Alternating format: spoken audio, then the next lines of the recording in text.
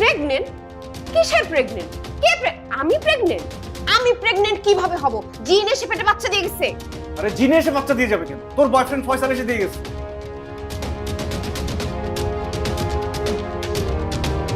না, তুই কি বলতেছিস? তোর কোনো আইডিয়া নাই। যেটা সত্যি সেটাই বলতেছি, রিপোর্টে তো তাই আসছে। তুই আমার কচুর ডাক্তার। তুই নিশ্চিত নকল করে পাস করছিস, না এরকম ভুলভাল রিপোর্ট দিতি না। আরে উল্টাপাল্টা কথা বললে হবে না।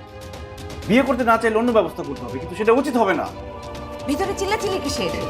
ভিতরে ট্রিটমেন্ট চলতেছে, আপনি বসুন।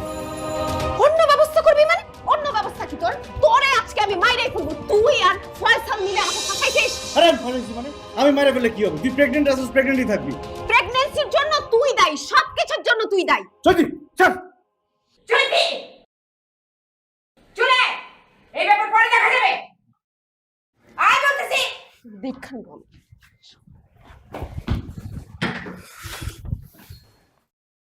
ঘটনা চা ঘটনার তো গড়াইয়া লাইছেন। আমারে খুশি করে দেন, আপারে ম্যানেজ করে নেব। তোমাকে খুশি করার কোনো কারণ তো দেখি না। যাও, রোগী সব না করে দাও, আজকে রোগী দেখবো না। রুগী থাকলে সে দেখবেন, রুগী তো সব পলাইছে। এই জগ্রহণ কেউ থাকে।